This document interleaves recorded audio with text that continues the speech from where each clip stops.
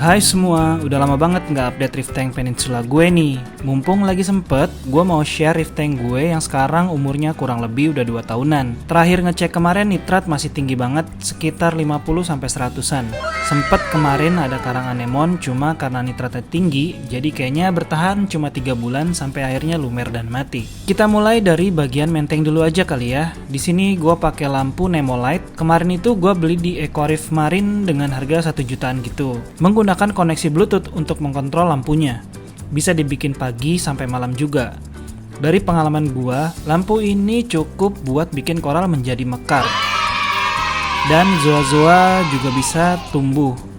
Cuma buat SPS, lampu ini nggak bisa ya karena dikhususkan untuk LPS dan softies. So far, LPS gue yang ada di tank ini juga hanya mekar tapi nggak growth. Mungkin karena nutrien air yang terlalu tinggi juga yang ada di tank gua kali ya. Terus ada Wavemaker dari Jebow. Ini kemarin gue beli di Java Reef. Sejauh ini sih nggak ada masalah, menggunakan koneksi wifi untuk mengatur bagaimana pergerakan gelombangnya. Kalau gue biasanya di malam hari gue matiin tanpa arus dari Wavemaker. Dan hanya ada arus dari overflow supaya ikan bisa tidur nyenyak dan pulas. Terus yang ada di atas ini tuh buat kasih makan ikan ya. Makanan ikannya ini kan floating, jadi kalau nggak dikasih floating feeder kayak gini bakal kemana-mana deh. Dan ini si floating feeder ini juga bisa jadi tempat ikan ngumpul kalau udah mau kasih makan gitu. Karena ikan merupakan hewan yang punya memori sangat bagus, jadi mereka hafal jam-jam makannya. Kemarin gua beli di Java Reef. Harusnya ditempel di kaca, cuma gue bikin gini aja karena ribet nyopotnya kalau lagi nempel. Oke, lanjut ke bagian bawah. Kita buka dulu samping. Nah, untuk skimmer gue pakai merek Skims yang gue beli dari Java Reef juga.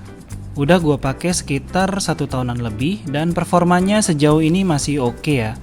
Cuma kadang-kadang kalau gue salah setting suka luber juga nih. Biasanya gue bersihin skimmer itu kalau udah kotor banget, mungkin sekitar 6-8 bulanan gitu.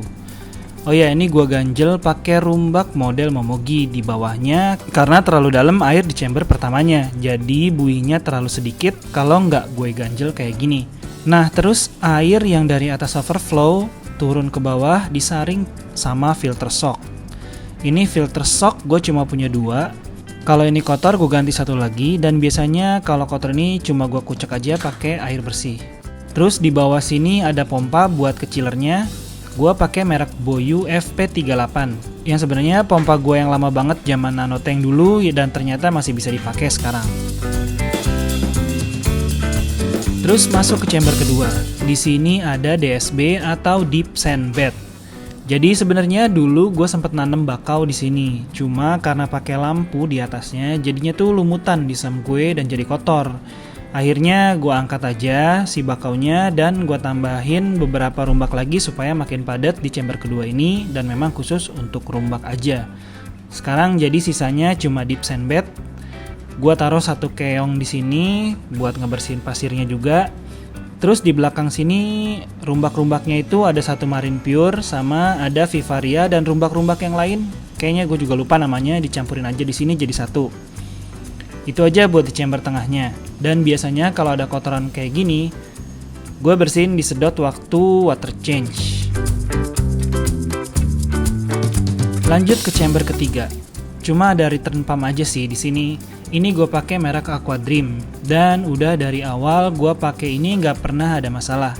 Aqua Dream ini punya 4 mode ya. Ada yang kayak gelombang ombak itu naik turun, terus ada yang mati hidup, terus juga ada yang standar yang flat aja kayak return pump pada umumnya.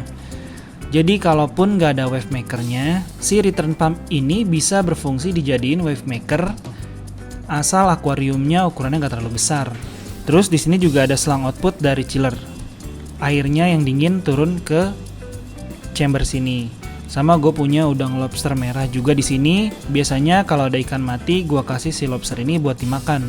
Cuma kalau nggak ada, biasanya gue kasih juga makanan ikan dan dia juga doyan. Terus yang terakhir ini ada auto top up yang harganya cukup murah 100 ribuan, tapi cukup bagus. Biasanya si plumbingnya suka error dan yang jual punya suku cadangnya, jadi bisa tinggal gampang diganti aja.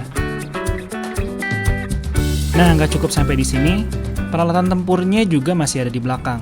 Gua pesen juga 1 kabinet buat nyimpen auto top up dan colokan-colokan listriknya. Ini gue pakai silinder yang dulu banget gue beli buat bikin reef tank silinder niatnya. Cuma nggak kejadian. Akhirnya gue alihkan untuk wadah penampungan air RO-nya di sini. Biasanya gue pakai air galon Amidis ya. Dan biasanya satu kali gue ngisi penuh ini bisa cukup untuk mungkin sekitar 2-3 mingguan. Semenjak ada chiller, rasanya tuh jadi awet banget auto top up-nya. Terus di bagian sebelahnya ada perkabelan dan controller yang berantakan. Jadi kenapa nggak gue beresin ya, karena ini udah ketutup. Jadi ya udah biarin aja lah, nggak dirapihin juga.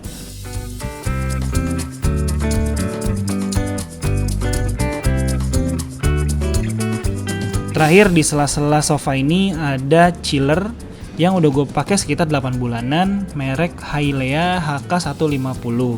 Gue biasa set temperatur di 26 karena gue cuma ada LPS dan ikan.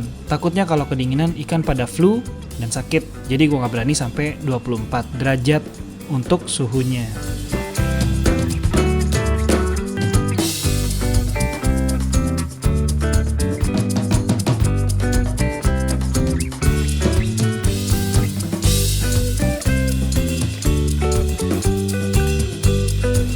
Oke deh, segitu dulu update-nya. Kalau ada yang mau ditanyain bisa di DM di Nolan River ID atau bisa komen di bawah.